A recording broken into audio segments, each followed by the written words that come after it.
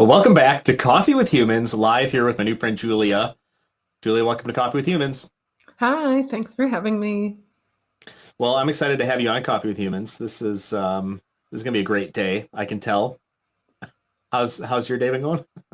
Yeah, it's beautiful. It's sunny this morning, not too gloomy. Usually in Los Angeles, it's gloomy in the mornings, and yeah, feeling a good vibe. Although I did think it was Yeah. Wednesday, so I don't know where that leaves me.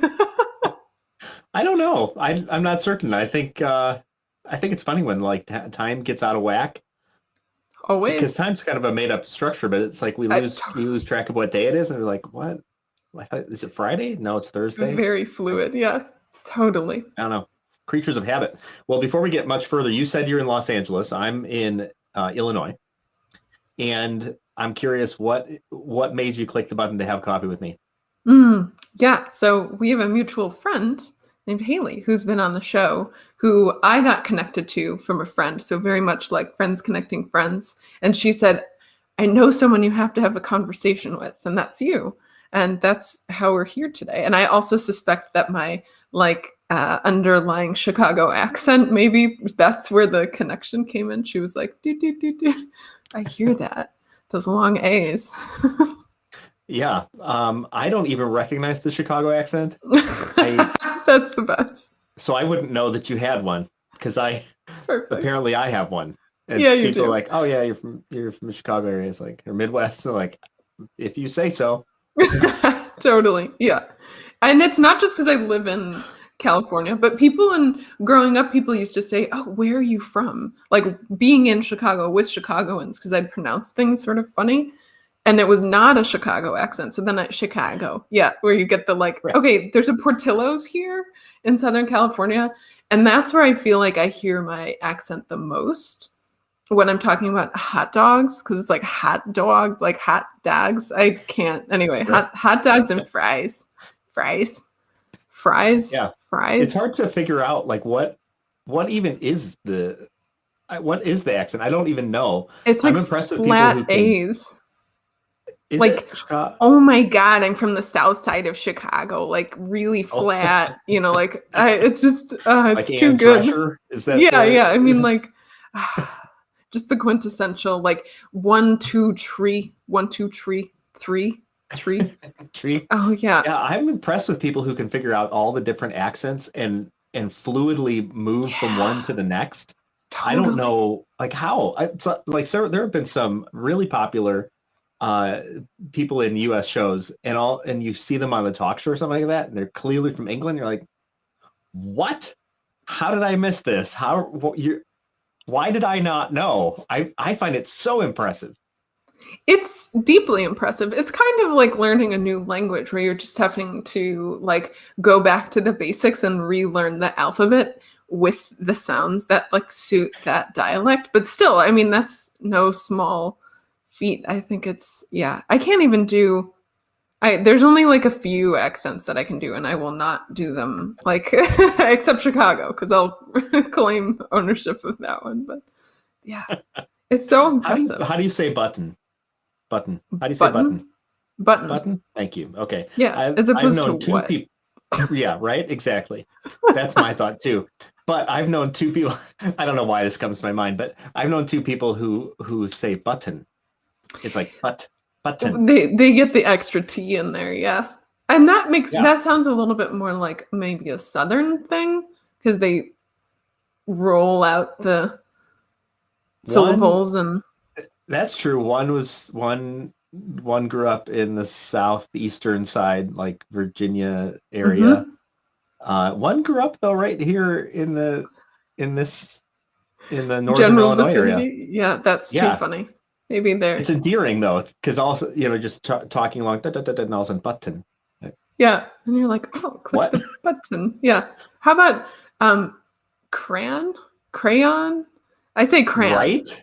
I say crayon too, but I have Yeah. heard people say crayon. Yeah, Crayon. which in fairness is probably the right way to say it based on how it's spelled. But crayon is the most satisfying version of that. English is such a weird language that Oh my there's so gosh. many ways to pronounce something, even though, like, even if it's spelled the same way. Ugh, The pronunciations are different. Like, yeah. what is wrong with us? I know it's so rough. I just can't.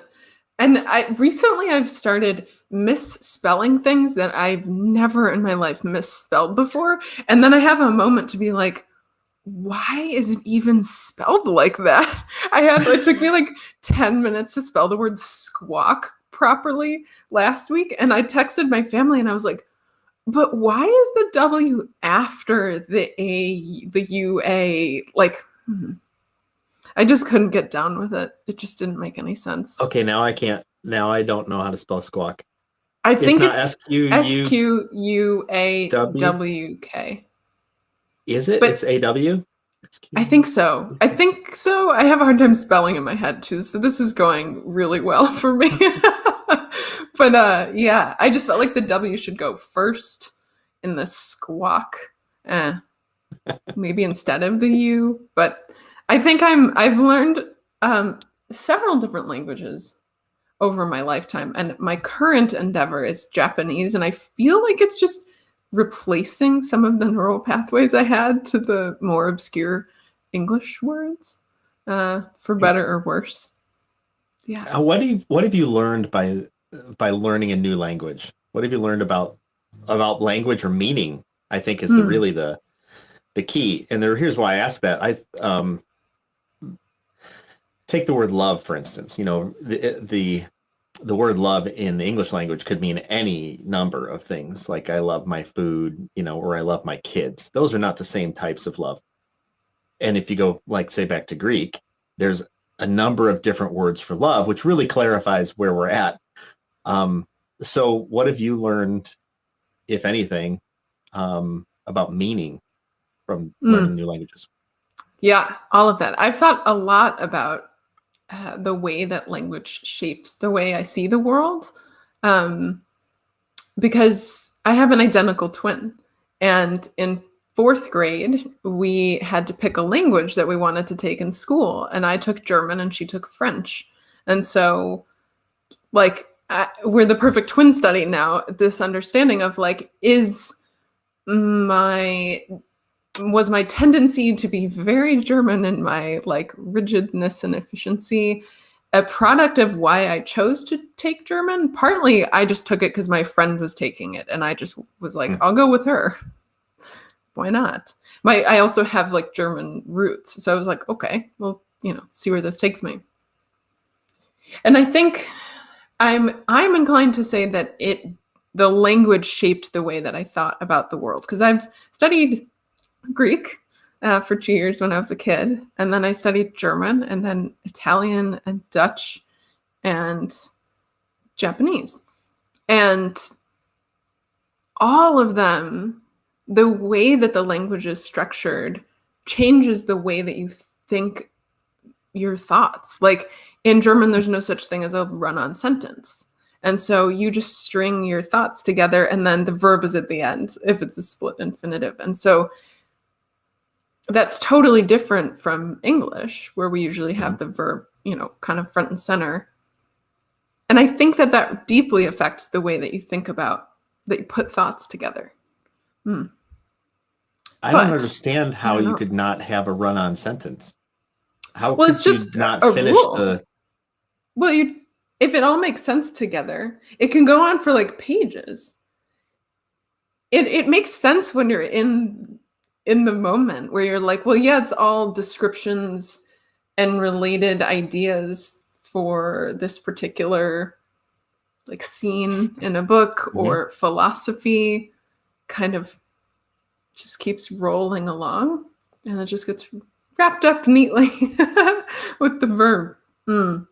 It kind of makes run-on sentences in English feel there's a little bit of a gray area there now for me, and I feel like I overuse punctuation to make sure that I'm not making run-on sentences. Mm. But So it's more stream of consciousness sort of communication rather than English, which tends to be, complete your thought, complete your thought, complete mhm. your thought, complete your thought. Very structured. Yeah. And I think a big part of it too, I think about English, like the semicolon is supposed to be after a complete sentence that deeply relates to the complete sentence that follows. And we use them so infrequently, but that I think is similar to the German, like there's no run-on sentence, because you're trying to bring causality or like connection. And I think we don't use them very much, even though I think there's a lot of opportunity. Yeah, it's Well, an I interesting don't. space. I do a bit of writing. I don't profess to be a good writer or a good communicator. I tend to use the dash Mm, because to me, it feels like the way I meant it. I meant it like yes. saying something, dash something, or I'll use commas with just stringing thoughts together. Here's I want to say this, comma this, and I know that it is it's almost theatrical in nature. It's like theatrical writing. If I was delivering this from a stage, here's how I would deliver it, and then period. Instead of getting all hung up on all the punctuation stuff, because I find it to be laborious sometimes. It can be really tedious. Yeah, it sounds like you're more inclined to sort of a colloquial speech. And I think that works super well for a lot of writing and a lot of when you're trying to connect with people. There's nothing more awkward than being like, I'm pleased to make your acquaintance today. Like it just feels like unreal kind of. And it's, yeah. Oh Do you yeah, like to write? Do other people read what you're writing, or is it usually writing for yourself? Mm. I do a lot of writing for myself, but people read what I write. Mm-hmm. Yes, Mm-hmm. I do have I have a style that people tend to like. I'm very yeah, I guess colloquial would be a good way to phrase it. I can be very specific in how I want to say things, Mm-hmm. but sometimes I don't know, I tend to mix and match a little bit. And I have no problem with that because I think all the rules are made up anyhow. So I mean, they are like I get that there has to be some structure so that like we can with the point of language that we kind of know what the other person's talking about. But yeah, it is just arbitrary because I think about to your first question about does language shift and the meaning of love being all these different things and like nuance. It perfect example are false cognates. Like in German, the word gift, just spelled like gift, like I'm giving someone a gift, means poison. So like if you give someone a gift in German, definitely use the German word is Geschenk, which is like something I'm giving to you. no. Schenken is to give. And so it's like a gift. But the word gift in German means poison. And I think that's the perfect example of how the meaning is just made up. Like someone just decided one day that that's what that meant. And of course, I suspect that it was the English kind of version of it. Maybe started off sarcastically. Germans love sarcasm. That's Yeah. probably been a thing for a while. So like to give someone a gift and they're like, oh yeah, a gift. And then we were like, yeah, here's a gift. It's like, oh gosh. It might not be I how it went down, but I think you're probably onto something. What was I reading? I'll never remember. This was some time ago. Like words and what they used to mean and what they mean now. And they are sometimes very different things than how they started off. And it either became something bad mm-hmm. now, or it became something good. And the root of it is just like that was like a dig at somebody, 80 years ago. Totally. Yeah, I mean that's what's so interesting about let's say swear words is that they carry such deep weight, but are also like to someone who doesn't speak the language, it doesn't mean anything. Like there's just no impact. Mm-hmm. Like the meaning, the learned, conditioned meaning is all you have, basically. Mm-hmm. It's kind of a weird. Like I and on one hand, it could mean that words don't really matter. And then in the same breath, I'm like, but words deeply matter, and that they do cut really deep when you do know the meaning. So there's sort of the push and pull. So taking a hard 90, Great. we're in the car, we're traveling on the road, and we're talking about words and their meaning. And you're a life coach. Mm-hmm. You do coaching, and you have all this background on language and meaning. And you are very, I think you're a pretty intuitive individual, but you also you have a lot of thought that you give to things before you speak them out.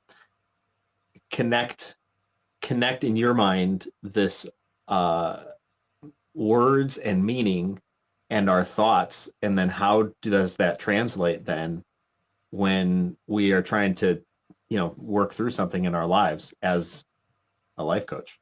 Where do those connect with you? Yeah, it's a beautiful question. I think what comes up initially is this sense of mindfulness, which is, I came to mindfulness on a very different route than a lot of people. When I got diagnosed with cancer in 2018, I finally got to stop working for like a month around my surgery. And I had been working like billions of hours straight with like nary a vacation. And that just like stillness really dropped me into what I understand now to be a sense of like mindfulness and presence and equanimity. And equanimity being like allowing whatever is there to be there, good, bad, ugly, fine, joyful. So the reason I'm saying that is because I talk a lot about mindfulness, but it's not like just a fad. It's really like a state of being that I discovered and then got really jazzed about the fact that people could cultivate it and that I could continue to kind of cultivate it. And why I bring mindfulness up at all is this, there's like kind of a phrase that floats around, like, you don't have to believe everything you think. And I think that's deeply true because, when you're really overwhelmed with an existential crisis or an identity crisis, or you've made a mistake, or you're a perfectionist and you're not doing something up to snuff, like all of the things we do in our lives that give us so much pressure and so much like anxiety and stress, at its core is just based out of some thought you had in your head that seemed like it rang true to you. So part of the beauty of mindfulness then is noticing your thoughts arising in your brain as you would notice a sensation in your body, just in the same way, like, oh, I have an itch. Oh, I have a thought. And being able to separate yourself a little bit from identifying with the thought. And you can choose to grab onto the thoughts and, run with them, especially if you have a good idea. But you can also choose to be like, thank you, brain, for trying to keep me safe. And I appreciate you looking out for me, but that's super not helpful. And like, I'm just going to continue on whatever path I go forward. So I think giving yourself some space to be with your thoughts and not running on a hamster wheel 100 miles an hour like Energizer Bunny style. That was my tendency. Can be a really beautiful way to just begin to work with your thoughts. And then it kind of picks up momentum. And then you start to understand your own motivations for things and how you would go about things and what you get offended by. And when you know all of those variables coming into play, you start to understand like why you're doing whatever action it is you're doing, or even why you're thinking what you're thinking. And then when you notice that, you can do whatever you want from there. You can do something totally different, which is pretty magical. I mean, sometimes easier said than done. Yeah, I feel like that was a very long way of saying, you can just really start to know yourself in a way Yeah. that they don't teach us in school, for sure. I Yeah. certainly didn't learn in school. No, I don't. They don't teach any of that in school. Schools, uh, school focuses on pragmatism and how are you going to get a job and what are the skills that you need to develop, which doesn't teach you necessarily how to use those skills. It just gives you a skill like algebra. It's like, here's algebra and here's samples of ways that you could continue to do these equations. Are you going to use it again? I don't know. Maybe not. Possibly, yeah. um, but you'll figure it out. But the deeper things of life, I don't think they teach those. The existential crises. They don't have existential crisis as a class in high school. Maybe they should. They should. Um, I read it, and that's not true. I'm listening to a book called The Untethered Soul. Oh, me too. Like right now. What? Yeah. Are you really? Okay. Yes, really. I'm Well, like halfway through. Me too. Wow. I was just listening to that. I've been listening to it for the past week or so, and then I took a trip on Sunday for hours in the car, 2 hours in the car, one way, 2 hours back.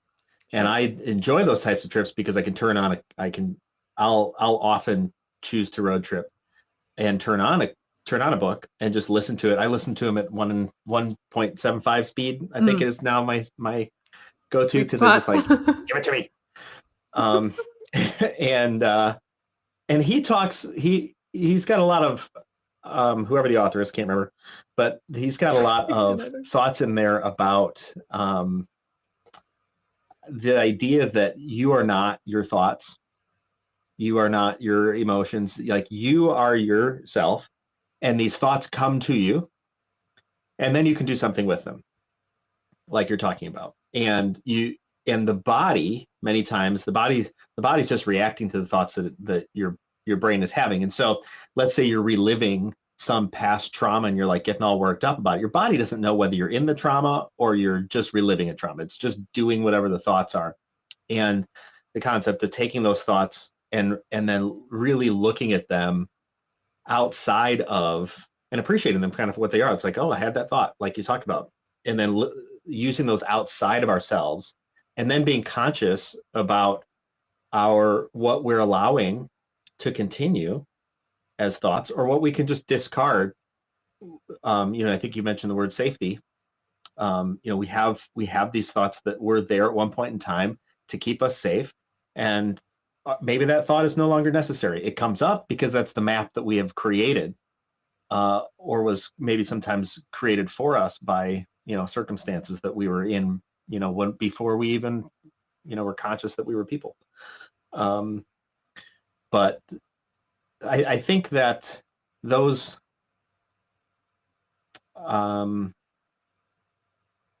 principles of being able to sit with oneself can really elevate. I want to say elevate. I think they can elevate who we believe ourselves to be as people. And I think that we've spent a good long time devaluing and de-elevating who we are as people, as though we are just, and I'm going to get all controversial here, but as though we are just some, one of another thing on the planet, just kind of doing our thing. It's like, we don't even believe that. We believe that we have a tremendously different value than everything else on this planet. And we have actually have control over our environments. Nothing else does. Everything else just exists. There's no, the bear in the woods is not having an existential crisis. I'm like, oh my God, I wonder if I should get up and be a bear today. I'm not sure anymore. Like, that's not a thing, but people do all the time. And just that one little, it's like, okay, then they're recognizing it. What are you going to do with it? You got to do something. And that's where I think I think people could use some class, probably. Maybe it could be in a school. I think it's not. I think they're not going to bring it to schools. Maybe they did at one point in time, but I think that's the role. I think it's honestly the role of religions. That we are more than what we think we are, and and we carry much more power than we think we do. And if that's true, then what are you going to do today? Yeah. Well, you said a million things. Very thought-provoking. I think the first thing that comes up for me is I love going around saying that I think emotional intelligence will save the world. And I think it's in the same category of just having tools to deal with your own emotions means that you don't have to run away from your emotions, and it doesn't turn you into a kind of productivity robot, because it's easier to produce things than it is to just sit with yourself and be. And there's a lot of validation there that people just don't want to and are habituated to and can't give up the external validation. And I think the role of religion, when not sort of co-opted by psychopaths, is, as with everything, in fairness, religion's not alone on the psychopath thing. Yeah, everything's been co-opted by a psychopath at one point in time. Yes. Brutal. They're just ruining it for all of us. But I think having a contemplative practice, I mean, in mindfulness meditation, which is born of a Buddhist tradition, it's basically like every human religion that's ever existed has its own contemplative practice. And it's that like sitting with yourself that allows you to see the like big picture of not just doing kind of the same thing every day for no notable reason. I mean, I call myself an intentional living enthusiast. And before I called myself a life coach, I called myself an intentional living coach. But people were like, no one Googles that, so you can't call yourself that. It's like, they should Google it because this is so good. But just taking time to decide that the like people, places, things, actions, ideas, everything in your life is like working towards the life you most want to be living. And it's like you don't operate in a vacuum. So like I'm very much like a sort of, I love individualism because I love individual people because everybody's so interesting. I think it's born of me being an identical twin. It's very clearly like we're two different people, but we're so similar. Like everyone's amazing and interesting. But again, that doesn't happen in a vacuum. So how does my individual being relate to the big picture and the globe that we're on? And what is the impact that I'm having on like myself, all the people around me, the physical surroundings? And it's so much like, even though that can sound kind of intimidating and like really big for people, it's also like so much less stressful than trying to operate in a vacuum, basically. God. How much of this came about through your cancer? I would say it's born of my work. I was working, I have a degree in graphic design and web design, and was working until 2015. And then I started working equal time as a professional home organizer. And that was where it planted the seed of this intentional living. And this like, are the items in your house serving the life that you want to live? Ignoring, sure, what sparks joy, but also like, does your broom allow you to have a clean home that you like to live in? That kind of thought process. And so I think that, coupled with complete and utter burnout that led me to my cancer diagnosis. And then, yeah, I would be lying if I said that cancer wasn't the biggest pivot for me and also like the best thing that's ever happened to me. So I feel that's true because, I've not had cancer, clearly, so I'm not comparing my life to in any way. It's fine. But it seems that we develop skills. We're offered the opportunity to develop certain skills. Like you said, hey, I learned about intentional living. You've got this skill for intentional living and simplification and what matters and all this other stuff. And then, boom, crisis, and you have the opportunity to integrate those components together into life, which then changes how you live. And I think there's a distinction between people. It's just like we talked about with education. They have the skills and they have zero experience. Life offers us the opportunity to develop all these skills, and then one or more really profound experiences that sort of they like cripple us almost. It's just like boom, and now you're down and out. What are you going to do? And it's like, oh, I've got I've all these things which were sitting out there. It's like, I know all of these things, but how do I live them? And all of a sudden it's like, I'll take this and this and this and this and this. And out of that, we're like that phoenix, right? The phoenix rises out of the ashes. And not everybody uses it that way. Not everybody uses those experiences, and they just stay down and out, or sit alongside the road and complain to everybody as they're walking by.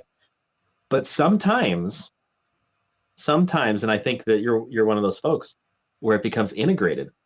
And now it's like, oh, this is the way I live. And it has made a profound difference. The prior you and the you now, like your identical twin, it's like, you look the same, but you're not. There's a phrase in yoga that's same, but different. I think it's samasthiti. And I'm like, oh, same, but different. Yeah, totally. I can get behind that. Because when you were talking, what was coming up for me too is I see a lot of people who go through cancer and are in remission or just out of treatment and heaven forbid you would talk to them about mortality. Like, you better not ask them about death and dying, because they don't want to deal with it, and they don't want to just like really, really face it. And I get it. I spent 29 years of my life, I didn't even want to talk about outer space because I couldn't even handle the like existential crisis of like thinking about the edge of the planets, and then it just keeps going and going. Like, that used to just freak me out, and I was like, nope, shut it down. So I get it. Like, I deeply understand wanting to stay within your realm of usually control. That's usually what gets people stuck in the complaining on the side of the road, because they're just trying to either completely deny the situation or pretend like they're not going to have to change, even though they're already inherently changed. That change has already happened. They just haven't reconciled it in their brain. And I think that speaks to that same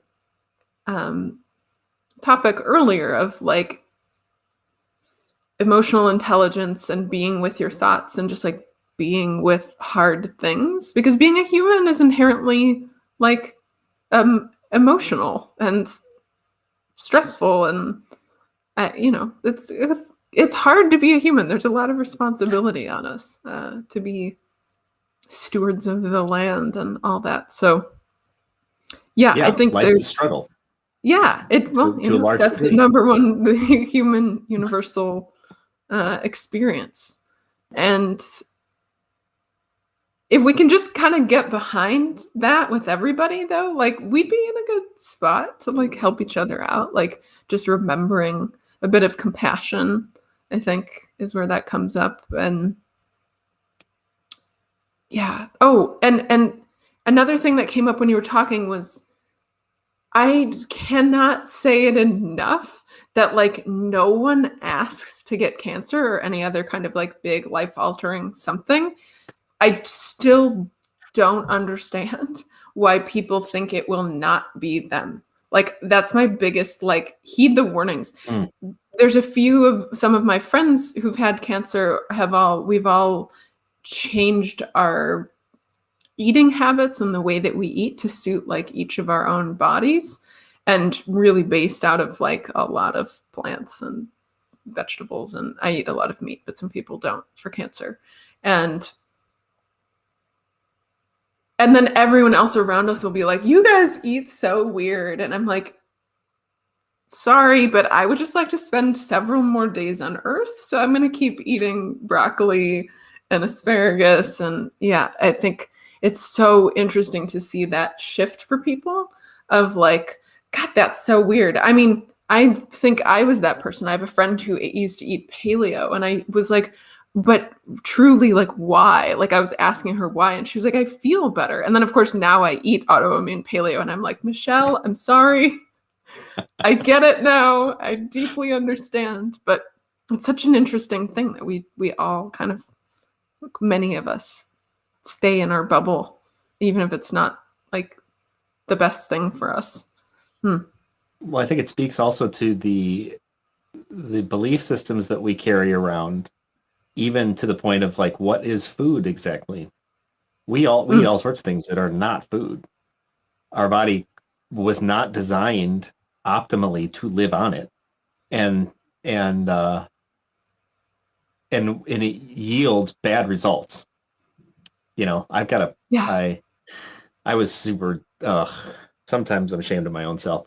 I was super judgy in my mind. Not that long ago, towards somebody I know, it's like Mm. just cranking down these.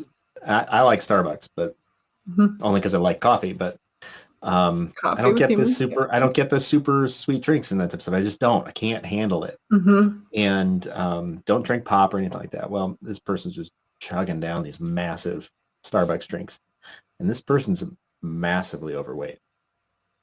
And I was just like, this is killing you. You can barely you can barely walk. This is killing you. Stop. Just stop. You have to stop. It's got to stop someplace. Nobody is supposed to exist on that level of fat and sugar in a drink. It's hundreds of calories on top of all the other shit you're eating. And it's like, that's cool that your body is adaptable to that. You know, my body's adaptable to all sorts of crazy too, but it's just taking its toll. And, you know, to your point, it's like, do you want a couple more days on the planet? Because you're doing a good job taking them away. There's all sorts of things that are controllable that we just don't either we don't believe, you know, or we do believe, but we're unwilling to take action on. And then what? We get bad results. And well, of course we got bad results. This is what happens. Cause and effect. Yeah. I mean, it's really tough. I think in organizing too, there's a similar like hoarding. Mm. There's a similar kind of underlying with like major obesity and a lot of food addictions. And it's usually unresolved trauma Mm. or just not really having the tools to deal with your own like anxiety or pain or discomfort. And there's such a thread there. And it's so interesting to see like just how deeply habituated our brains get to things just for the sake of following the dopamine hits of like Mm. eating that piece of sugar or anticipating eating the piece of sugar and then that ding ding dopamine hit, like then actually eating it, dopamine hit, and then you feel bad about it and your only coping mechanism is to consume more of it. And that is so bonkers because our brains like they're similar to computers, the if then statements. And you know, computers can be incredibly useful tools, but they'll go really haywire, I think maybe is the right word, when it'll do exactly what you tell it to with no discernment. And Right. so then, you know, with our brains, it does the same thing because we're not engaging the other part of our brain that brings discernment in. And then a lot of the times it's just like, okay, even if I stopped doing what I'm doing, what do I even do now? Like, That's such a huge. I feel like we just walked right next to this massive rabbit hole because when you're talking about, you know, your body's just gonna do whatever you tell it to do. It's totally true. Your body is in the game for whatever you're thinking, and and these chemical receptors and that type of stuff are there to continue the pattern that we want to create, and the good habits or the bad habits. The body's just like, oh, and I'm in the game. And it does really go back. I mean, tying this whole thing together, it's like it really does go back to, what do you want to do? What do you want to call it? How do you want to express yourself in the world? How do you want to think this stuff through? Your body's just going to run the race, in this physical realm. But we also know that on some level we are existing outside of the stuff that we can touch and feel, and it's in our heads, and it's in our energy and our communication. 70% is nonverbal. It's like we're reading things, things that we don't even know we're reading, to simply make sense of each other in the world, and our bodies just express that. And how sometimes we're looking at our bodies as though our bodies are the issue. It's like, well, I got, like obesity. Well, I'm obese. I gotta figure out how to stop eating. True, but there's actually something deeper going on here, because your body's simply expressing what you want to do, and then it's putting momentum behind it through chemical issues as well. But it begins probably not even in our brains to some degree. It begins mysteriously someplace else in this connection of, what is the, to that, the idea of the book. It's like, you are this person, your thoughts are this, and your feelings are this, but you're something different sitting in the middle of all of that, expressing yourself in the world. You're like, mic drop. Yeah. That's crazy. It is. I think one of the biggest shifts for me when I had to change my own food diet was like, pizza, pasta, chai lattes. That was like I subsisted mostly on Eggo waffles, like that.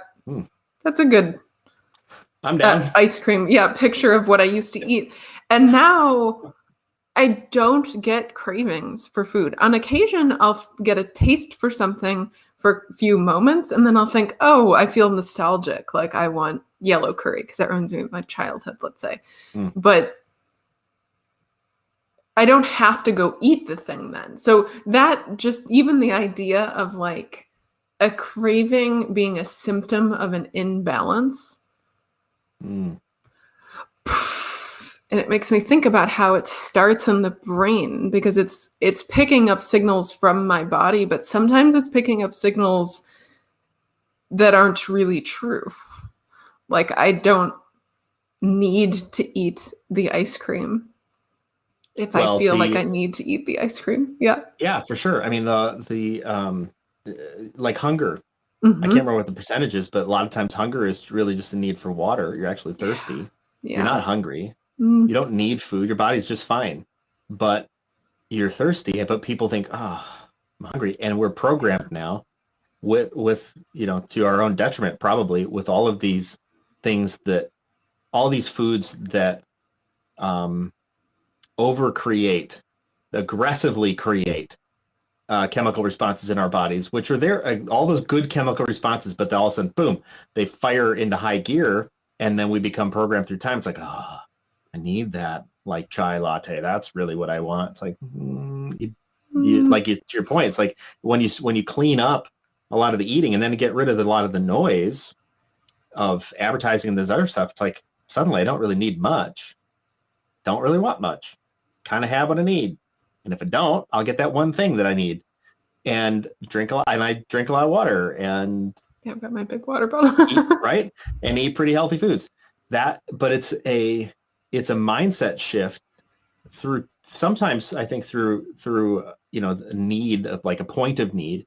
And then sometimes I think it's just this slow retraining as we begin to give ourselves more consideration. I think we sometimes don't give ourselves enough consideration, and then end up in the patterns of just, well, this is what we do, which is not what we have to do.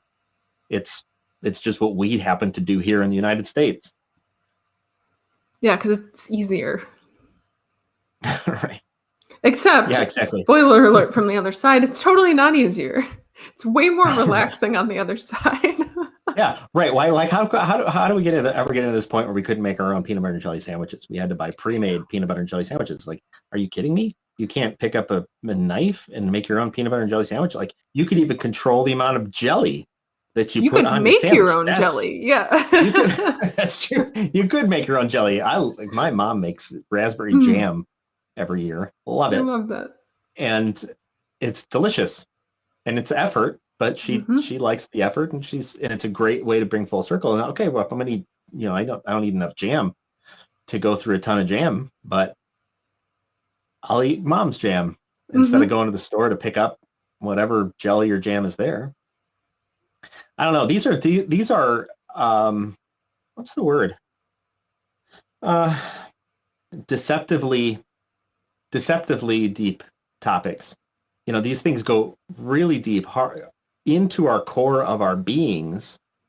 You talk about mindfulness. You started talking about mindfulness. It's like, okay, yeah, that's the word, that's the buzzword for what has been, like you said, a concept in religion, in all religions for a long time, of just take a moment and become like, still yourself, get out of your mind, and reconnect into something that's deeper and longer lasting than just this one moment, which is a blip on the radar. You go to sleep and it's not, and you wake up the next day and it's like, what did I do yesterday? I don't even know. Why did it matter so much anyhow? you know, Totally. Yeah. Amen. Yeah.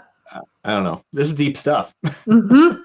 So what's the deal with sweet potatoes? Oh, I You, love I sweet when I potatoes. was naming this chat, you wrote something and you're like, the joy of sweet potatoes or something Discussing the like that. merits of sweet The potatoes. Yeah. merits of sweet potatoes. But yeah. I, as Sell me part on the of sweet my potato thing. food shift, I can't eat like normal potatoes because they're nightshades Okay. and my body does not like them.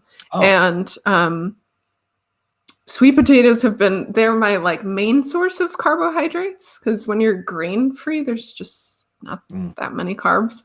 So I just think they're criminally underrated. I think a lot of people are catching on to just like roasting them, but you can chop them up into cubes and then put olive oil on them and then roast them. And they're kind of like fries, but they're little cubes. And I put them on Mhm. tacos. And I mean, I just think they're pretty magical. Yeah. I think everybody should eat them. So let's But don't let's start, qualify. maybe. Yeah. Well, Yeah. let's qualify this, because you're talking about olive oil and roasting them, not sweet, not like the traditional sweet. But I don't even know if it's traditional, but I'm not a Oh, big fan of it. like the Thanksgiving with marshmallows. Exactly.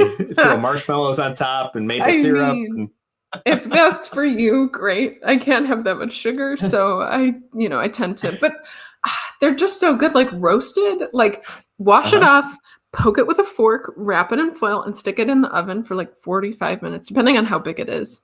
And then just eat it with salt. And it's like, it's just I so think good another though. I think another class that would be worthwhile having and requiring every student to go through in high school and maybe they have this, I don't know, but I don't. My kids never went to anything like this. Kind of like a life skills Hmm. class. Like, here's how to use a grill. Here's how to use an oven. Because so many people are growing up nowadays thinking that it is somehow rocket science to make your own food. It is I couldn't boggles cook. my damn mind. I've got Yeah. a neighbor who's like, he's got a great garden. Mm. And I give him stuff to compost once in a while. And in exchange, he gives me veggies. And I'm walking by his house the other day. He's like, "Do you want some squash?" Like, sure, I'll take some squash. He's got these yellow squash. And then he's Mhm. like, "You want green beans?" And I was like, "Sure, I'll take green beans." And so, it's like, okay, I know how to make squash, I know how to make green beans, and I'll figure out like whatever else I have in my refrigerator or in my Mhm. cupboard, and I'll just make something. Like, well, I've got Mhm. some leftover rice, and I got some beans, and I got some spices, and I'm like, I got squash, and I got eggs. Boom, scramble, Yeah. or Perfect. make it a lunch or make it a dinner, and it's so simple. But yet, I talk to people about some of the stuff, and they're just like, oh, boy, that's complicated. And I'm like, really? You're Why? like, How it's is this not. complicated? And it's joyful. It's like talking about mindfulness. It gives you a moment to pause Mhm. and consider, what do I want to do with all this delicious food out there? Mhm. Make it into something using my own two hands, consume it. It's healthy, delicious, and then clean it up. And it's like, okay, to me, that's life. That Mm. is different than what I did this morning, which was McDonald's sausage McMuffin with egg and The a large coffee. quintessential American breakfast. Yeah. I love sausage I know they McMuffin are with egg. quite good. I could make my own. And We I looked do at it at today home. and I thought, this is Really boring good at today. home. Right? Get I have Bay's English muffins. Those are the best English muffins for breakfast sandwiches. Aren't they? Yes. Mhm. How do you toast yours, or do you like fry Yeah. it on the stovetop? We usually toast them. My mom's Okay. the queen of breakfast sandwiches, and then we have a little egg poacher with those little cups, and you can poach the eggs, and then you can melt cheese on it if you want to, and then fry up the sausage in a little pan, or Canadian bacon if you're on that train. Yeah, usually just in the toaster oven, when like on toast, so the top gets brown, but the bottom is still squishy. Yeah. Mm-hmm. See, these are That's what things it's at. I went through a phase. I kicked myself off this orbit. It was going bad for a while. I got buttermilk, frozen buttermilk biscuits. It's all from Walmart. It's like I get frozen that though. buttermilk Yeah. biscuits. So I kind of just make one, stick it in the oven, and I get a little buttermilk biscuit. And then frozen sausage patties. Mm-hmm. And then I have eggs, obviously. And then I bought, I've had them for some time, but I bought little eggs circle dudes. Yeah, that yeah. You can just for stick on you stick it on your pan and you get it hot, put a little oil in there, and then it makes a perfectly round egg. And and then cheddar cheese, right? And I would make my own little things until I realized how many calories are in a buttermilk biscuit. Totally. You're like, it's my whole day. I used to eat those prepackaged ones that were biscuit sandwiches. Like they just come together and you put it in the microwave. Pre-food switch, yeah. Right? Brutal. Yeah. I was making them every day, like trying to figure out new ways of fixing them and that type of stuff. And then it was like 300 calories in buttermilk biscuit. I was like, damn. You're like, I gotta stop eating that. That doesn't leave a lot of room for lunch. Yeah. No, because then you put a sausage patty on there for another 150 calories.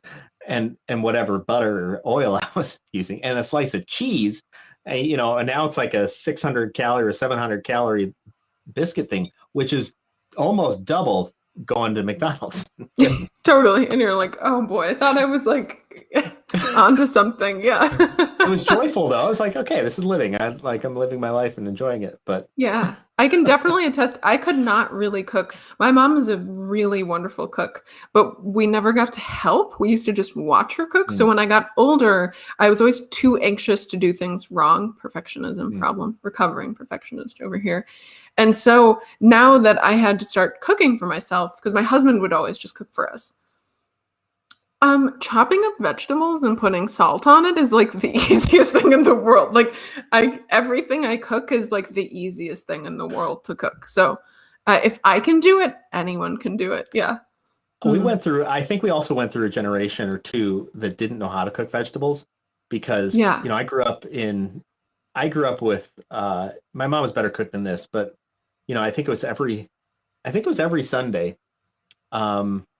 Or maybe it was Wednesday nights. Wednesday nights at church, they would have all the ladies, older ladies would put together a meal. Now I would go to youth group or whatever, and they would like boil the shit out of these beans, and nasty. I mean, just like you could eat them if you had no teeth.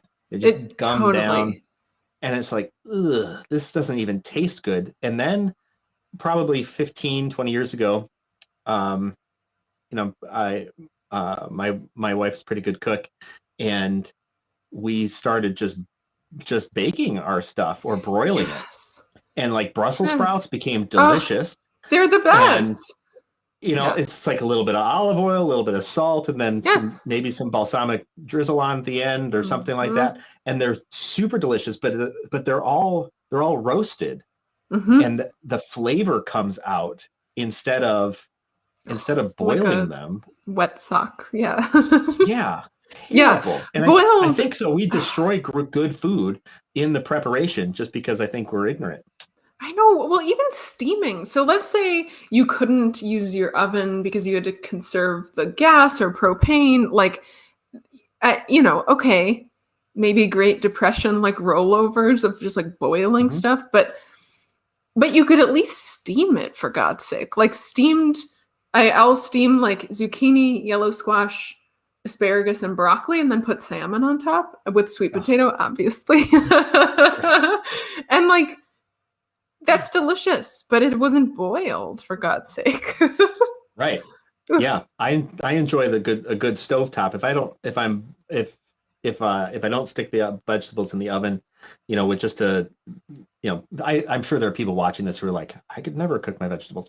So you take a sheet pan, and Yeah, I stick out some aluminum foil I because do I'm lazy and don't nonstick want to do a lot foil. of Yeah, cleanup. There you go, yeah, nonstick foil, nonstick right? foil. You could also maybe do some parchment paper. Let's do this and throw your veggies out. Drizzle some olive oil on there, some salt, pepper to taste. Maybe throw a little garlic on there, and then you could Mm-hmm. either. I like to broil my veggies because they're done pretty quick. Mm-hmm. Um, and ta-da! When the colors are just nice and rich, and there's some burned parts, it's just like money. You're like That's rolling. easy. Yeah.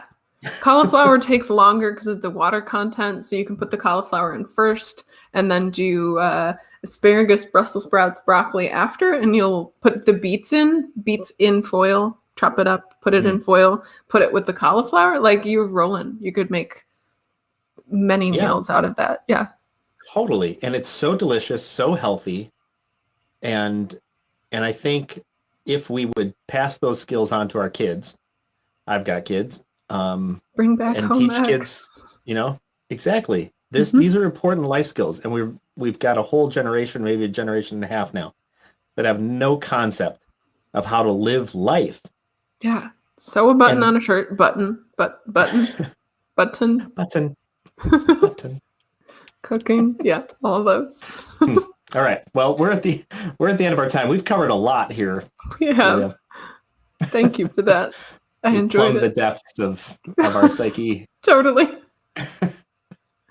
Well, I'm going to throw your links up here. Your social link, is that, I'm not really good with social media. Is that Instagram and stuff? Instagram at life.coach.julia. That's me. Okay. And then julia.coach is your website? Mm-hmm. You can find all the things there. My Awesome. musings on blog posts with run-on sentences. I think it's fascinating. I love it. Well, thank you so much for joining me for Coffee with Humans. This has really been a pleasure. This is not the first time we've chatted. That's the one. Usually I meet my guests about 8 minutes before we go live, and then we just talk. We had a little bit of a previous conversation prior, but I love sharing the time with you. Thank you so much. Likewise. Thank you so much for having it. It was beautiful. Well, to all of our viewers and listeners, this is Coffee with Humans, a intentional conversation where strangers become friends, making the world a better place. You can catch Coffee with Humans live periodically, and also you can catch up on YouTube, LinkedIn, Facebook, and more. And we'll catch you next time. One of the things I love about Coffee with Humans are the raw conversations I get to have, meeting new people just like you. If you or someone you know should be on Coffee with Humans, go to coffeewithhumans.com. Remember, the only rule is no sales calls.